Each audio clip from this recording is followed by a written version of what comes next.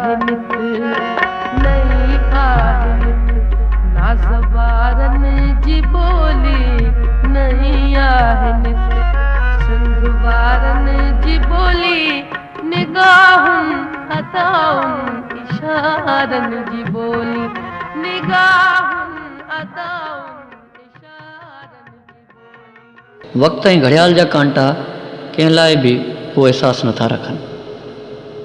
रफ़्ता रफ़्ता घड़ियाल जी गिरदान में फिरंदड़ कांटनि जो बि वक़्ती अहसासु रहे थो।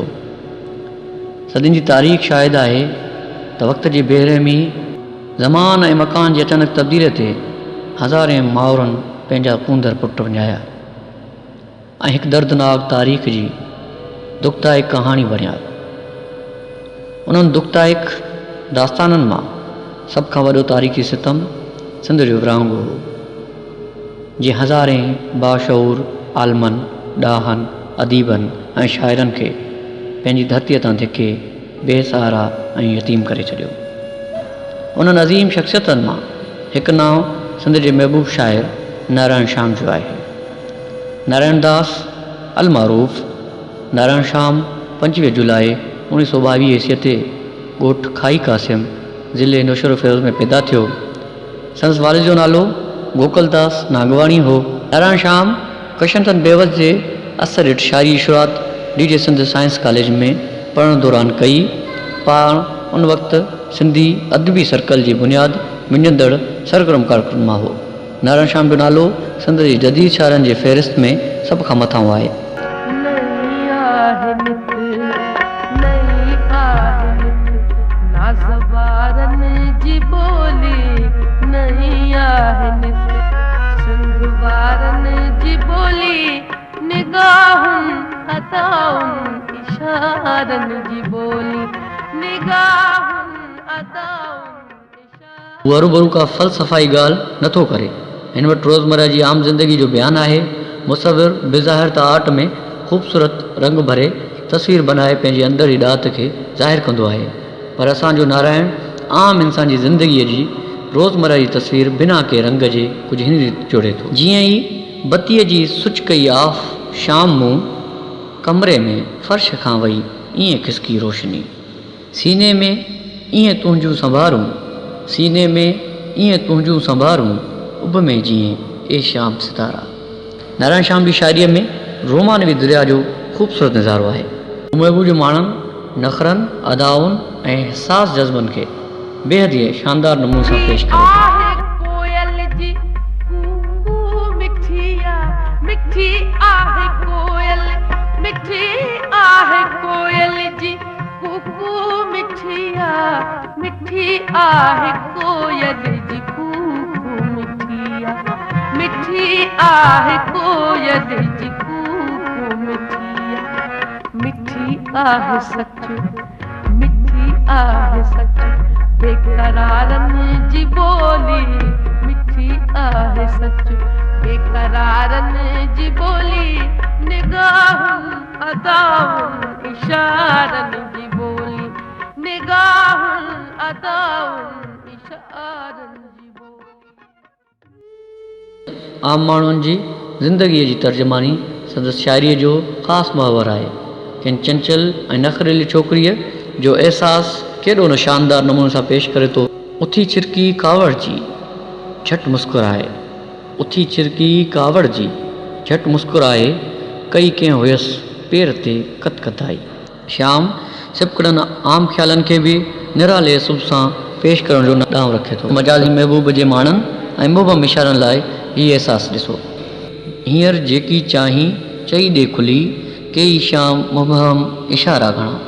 नारायण श्याम जी शाइरीअ में पीड़ा ॾुख अज़ियत बेवसीअ जो इज़हार समायल आहे। नारायण इंसान जे सुख ऐं आसाइश जो ख़्वाहिशमंद आहे ऐं इंसान दोस्त हुजण जे फ़र्ज़ निभाईंदे पंहिंजी शाइरीअ में इंसानी तकलीफ़ुनि खे कुझु हिन रीति बयानु करे थो। विॼ जीअं अस्थि लुछंदी त हूंदी विॼ जीअं अस्थि लुछंदी त हूंदी सुख सुम्हण लाइ न हुयो शाम ॼायो। संदसि शाइरी बाबति डॉक्टर मोती प्रकाश लिखे थो त श्याम जी शाइरी जो दर्द इन करे इनफरादी दर्द खां मथे आहे। हिन पंहिंजे दर्द खे ॿियनि जे दर्द सां एतिरो मिलाए छॾियो आहे जो ॿई हिकु थी विया आहिनि। नारायण शाह वटि के छसा ख़्याल न आहे, न हू हुसन मेकदन शबाब कबाब शमा ऐं परवाने खे मौज़ू बणाए पंहिंजी दिलि खे बहिलाए थो। हिन वटि हिकु मक़सदु आहे, हिकु उमेदु आहे, हिकु लाट, हिकु तमन्ना, हिकु दां ऐं हिकु बेवस दर्द भरी दुखायल इंसान जो अहसासु। रोटीअ लाइ चिता जी आग, रोटीअ लाइ चिता जी आग, चिमकियो पेट भरनि जो भाग। ख़िज़ा हाल ओरे त कहसाण ओरे, ख़िज़ा हाल ओरे त कहसाण ओरे, ख़िज़ा हाल ओरे त कहसाण ओरे। सभई सिख्या जे, सभई सिख्या जे, बहारनि जी ॿोली। शाइर धरती जा तबीब हूंदा आहिनि, हू पंहिंजे क़ौम जे फटनि दर्दनि तकलीफ़ुनि ते तबीब जीअं मरम रखे पंहिंजी शाइरीअ में अवामी मसइलनि खे नरवा रखंदा आहिनि। संदसि शाइरीअ जो सॼो महवर काइनात हूंदी आहे, जंहिंमें ख़ुशी बि आहे त वरी ॾुख बि, जंहिंमें लुड़क बि आहिनि त टहक बि, नाउमेदी बि त वरी किथे उमेद बि। नारायण जी शाइरीअ जो महवर सिंध आहे, उहो पंहिंजे जनम भूमि खे छॾण जे ॾुख में हमेशह लुछंदो ऐं तड़पंदो नज़र अचे थो, जंहिंजो इज़हार पंहिंजी शाइरीअ में वर वर करे थो। संदसि शाइरीअ जो अधु हिसो सिंधी रही आहे। हू पंहिंजे वतन खे यादि कंदे ॾुखारो थी चवे थो, अलाए कहिड़ी घड़ी निकितासीं शाम, अलाए कहिड़ी घड़ी निकितासीं शाम, वतन वणनि त छॾियो, वतन जी सरहद ॾिसणु नसीब न थी। राति जे पोएं पहर में जॾहिं उदासी ऐं मायूसी जा ककर सर मथां छाइजी वञनि, जॾहिं वतन जी जुदाईअ जो ॾुख सताइण लॻे त पोइ कहिड़ी हाल मां गुज़रणो पवे थो, अचो त नारायण खां ॿुधूं। अला ही साफ़ उभ, अला ही साफ़ उभ, अधु राति जी ख़ामोश चांडो जो नौशेरे में ॾिसंदो हुयुसि, जो नौशेरे में ॾिसंदो हुयुसि, हीउ चंद्रमा आहे। केतिरा ई वरह गुज़रण बावजूदु हू जीजल सिंध खे हिकु पल लाइ बि विसारे कीन सघियो। किताबनि में पढ़जे अला ईअं न थिए, अला ईअं न थिए त हुई सिंध ऐं सिंध वारनि जी ॿोली, त हुई सिंध ऐं सिंध वारनि जी ॿोली। निगाहुनि अदाउनि इशारनि। नारायण शाह जा केतिरा ई मजमूआ शाया थी चुका आहिनि। उन्हनि मां पहिरियों मजमूओ मां कफड़ा पखड़ियूं 1955 ईस्वीअ, रंग रती लहर 1956 ईस्वीअ, वारी भरियो पलांद, रोशन छांवरो 1962, मां को बिना राबेल, दुलहर ऐं समुंड 1986, नसो रंग नसाब सुराण 1987, ॾात हयात 1988, राहूं पंध पयूं 1998 में शाया थिया। हीउ सिंध जो अज़ीम शाइर नई दिल्लीअ में 10 जनवरी 1999 ईस्वीअ ते दयानत करे वियो।